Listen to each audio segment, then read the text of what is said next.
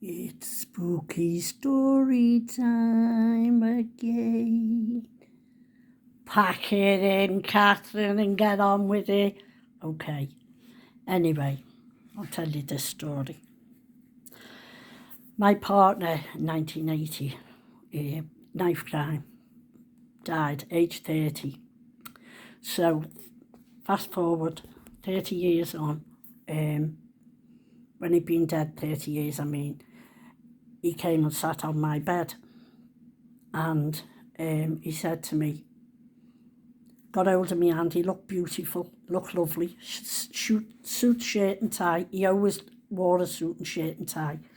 And he got hold of me hand and he said to me, he called me Kathleen. Kathleen, you do know we're going to be great-grandparents to twins, don't you? I said, twins? He said, yeah. I said, who? He said, Leah. I said, Leah's having one. He said, she's not, she's having two and they're going to be identical. I said, I'm thinking, shut up, don't forget, I'm in bed and he'd been dead 30 years. Thought I'd dreamt it all. Anyway, next day, I went round to my daughter's and told her, and my granddaughter was pregnant. Well, at the time. So anyway, I went to my daughter's the next day and my granddaughter was there, my eldest granddaughter, Leah. And I said, we had a lovely dream about your dad last night, Marie. She said, oh, did you, Mum? She said, what was it? So I told her. I said, you know what, he looked gorgeous. I said, I hope I never had my bed head on. I said, because he really looked lovely. So she's laughing and she shouts up to Leah, can you hear me, Mum? Leah, she said she dreamt of your granddad last night and he looked lovely. And he said, you're going to have twins. Oh, Leah shouts down, oh, shut up, Nan. One will be enough. Shut up. Don't be saying things like that. Anyway, I said, well, I'm only telling you what my dream said. So that was then.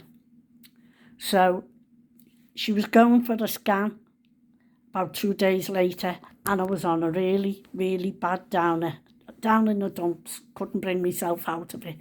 I thought I need to get away. I need to be on my own. So I was getting the bus to the Pierhead, not to kill myself. Don't be thinking that. No, I was getting the bus. I thought I'll go and sit and read a book at the Pierhead on my own, clear me head. So as I'm walking towards the bus stop, I heard, Nan, Nan. So I just waved. I seen her Leah. I waved to her and she shouted, Nan. I went, all right. And I went, as I'm getting near her, I went to her.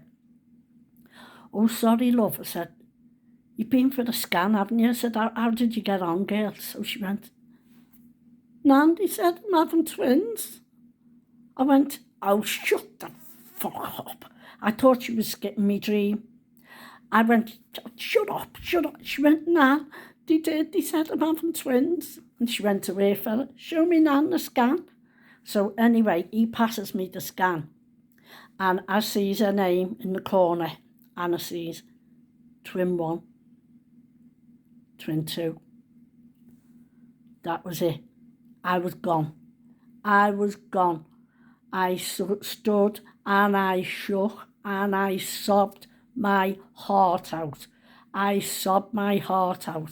thought, oh my God, Tommy must have really come sat on my bed. It must have been true, him holding me hand. It felt so real when he was holding it.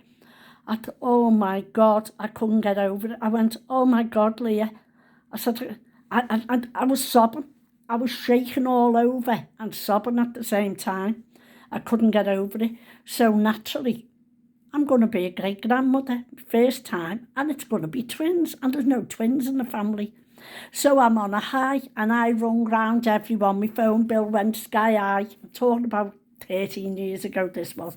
My phone bill went sky high. I'm ringing everyone. Get on this. I'm going to be a great-grandmother. And fuck off. It's twins. Yes. And they're identical. Get in the back of the neck. Get in, Skell. It's right. I'm ringing everyone. So 11 o'clock at night, they're in my house, my daughter and my granddaughter, and I'm still looking at the scan. And I'm going, oh, God, can't believe it, you know. I said, twins?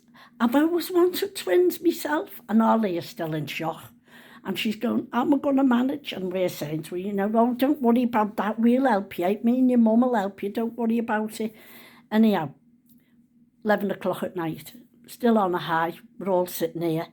And I thought, I've got the scan in my hand. And I stopped. And I went, oh, my God. Oh, my God. And they're going, what? I'm going, oh, my God, your granddad's in the scan. And he was. His face is in the scan. I wish I could show you because it's on my phone. If I get the chance, how can I do it? I can get another phone. I'll get his phone. I'll get it up on his phone and I'll show you another video of it. So, he'd been dead 30 years. And he was only 30 when he died. And his face was in the scan. And then they took a couple of scans throughout her pregnancy. Another scan come. You can see his fingers holding one of the baby's heads. You can see his thumb and everything with the baby's head in his hand. And one of my twins, one of my identical twin girls I got, I said to Ollie, I hope it's girls. I said, twin little girls, identical girls. And I mean, we didn't care at the time what it would be. We just made up. And I went to her, oh, you might have my red hair, mightn't you? And she's saying, oh, shut up, Nan. Me and him's blonde out. It won't be. I went, oh, don't be too surprised. Don't be too surprised. I've got two beautiful red-headed girls, Connie and Kia, right down the back, red hair, beautiful, just like Nanny's girls when she was a kid. And where was he up to? See, I could go off the bloody subject, don't I? So I said to her, where was you? I'm going to have to think on where it was then. I know where it was. So anyway, they were born 8 weeks premature. Come out marvellous, £2.8. No, £2.9 and £2.11. And they were brilliant with the breeding and everything, brilliant. And I'm saying to Leah, from the time when he was in the scan, don't worry about anything, your granddad's looking after them. She wasn't very happy about that, like, because she kept saying, Nan, will you stop saying I've got ghosts in my belly? But I said, no, your granddad's, the spirit's looking after them, he's in there looking after them. Anyhow, they come out, as I say, they didn't need they obviously put them on oxygen, they had to because they were only very small, but they were brilliant, they were absolutely brilliant. And everything was normal till Connie was 8 and she was in my house and her legs started shaking. Long story short, Connie has epilepsy and I need you all to pray for this as well. She has another brain op, this will be a 4th brain op. On the 10th of October 2023, she has it, 2 weeks' time. I need you all to say a prayer for her for that, please. And I think the baby's head he's got in his hand is Connie. I didn't at the time know what the meaning of it was, but now I do. Now I understand. She was 8 years of age when she started the epilepsy. And she's 13, please God and his blessed mother. On the 19th of October, she'll be 30. The two of them will be 13. They're out tonight in an apartment with all the friends and the mum and everything. They're all out. They brought a birthday present forward because she goes in hospital the 10th for the brain op. Yes, so I'm convinced that's him holding her head in his hand. And Connie is so like me in my ways. She's very mischievous, as I was when I was a kid, and so is all Leah in a way when you think. But yet the other twin is quiet, Kia, and a beautiful kids, beautiful. And I couldn't get over that. I still can't get over it. Whenever I meet anyone, the phone comes out and I'm showing them the photo of him before he died. And I've only got 1 or 2 photos of him because he didn't really have cameras then. And we only had one daughter between, you know, his only child and my only daughter. And she's 53 now, Armory. And when was it? Let me think on about this. With what don't want to get me dates mixed up. Yeah, so I've told you that you've been dead 30 years then. So when, as things happen, going back years before that, 30 years before he was killed, the night before he was killed and that, I met him in the pub. I was married to someone else then, and I met him in the pub, and I hadn't seen him for ages, and I told him that Marie knew that he was her dad, not the fella I was married to, who she called dad then at the time, but I told Tommy that Marie knew, and he went to me, got hold of my hand, and he went, do you know what? You've just made me the happiest man in all the world, telling me that. You've just made me the happiest man in all the world, telling me that, Kathleen. Anyhow, he said, go to my mum's tomorrow night and I'll meet you there. So I did, took Marie, took to his mum's and that. I'd split up with my husband then. Took Marie round to his mother's. Mother was lovely, Edie. And we're sitting there, and she's saying, I wonder where that Tucker is. She said, something must have happened. She said, he would never miss coming here because knowing you're here and Marie, he'd never miss doing that. Anyhow, the hours are going on and that, and comes 11 o'clock at night, and I said, oh, I'll have to go home. So anyway, she walked round the bus stop with me. 10 o'clock the next morning, I'm in bed, and I get a phone call, dead on 10 o'clock.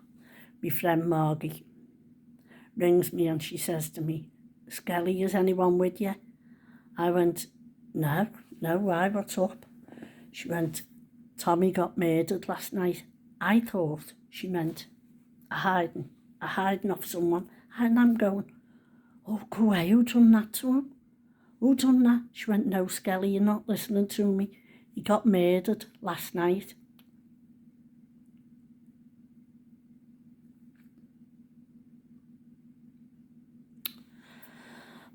I said, I know.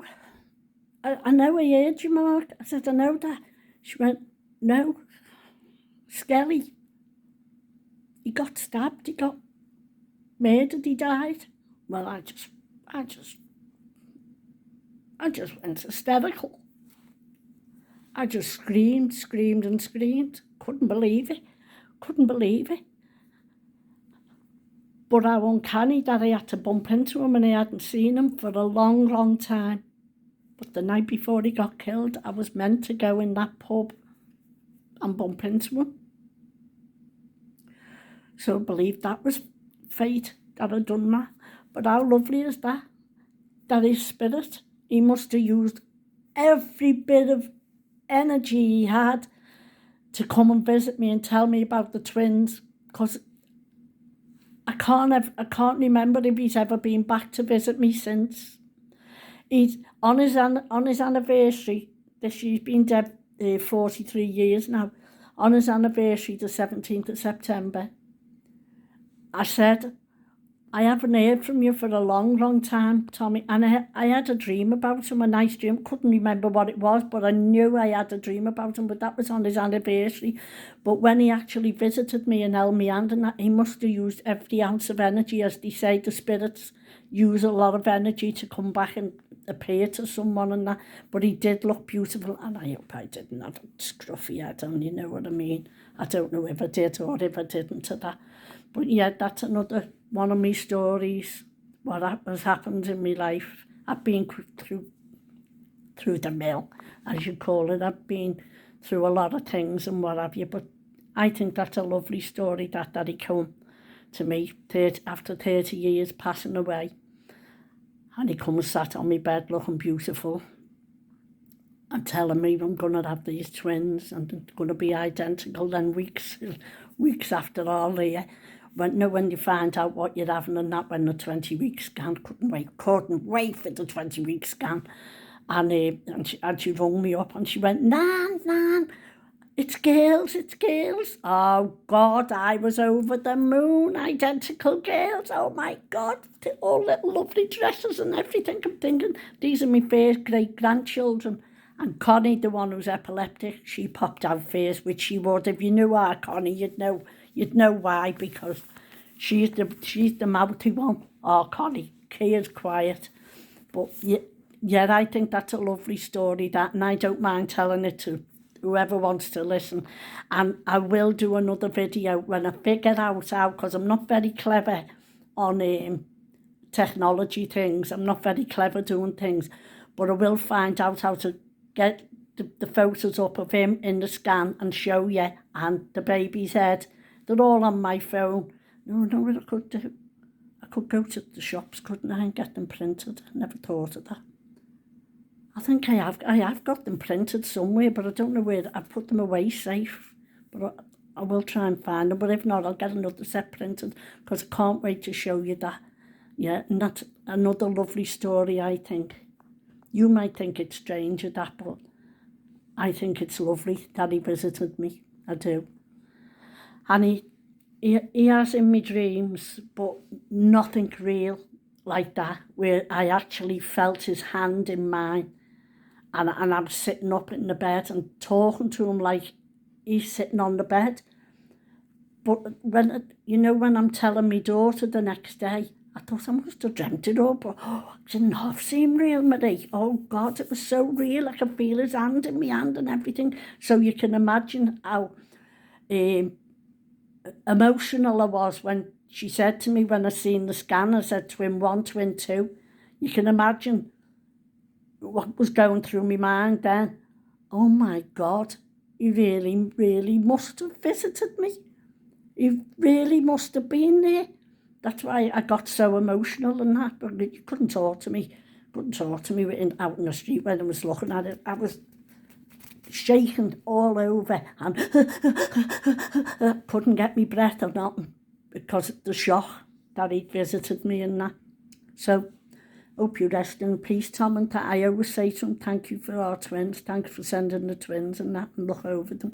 And don't forget, everyone, please say a prayer for her. She has the operation on the 10th of October in Alder Hay.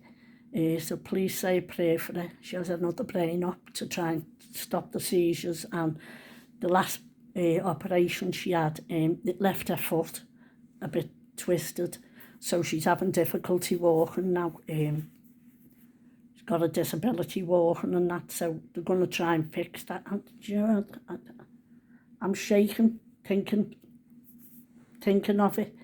My hands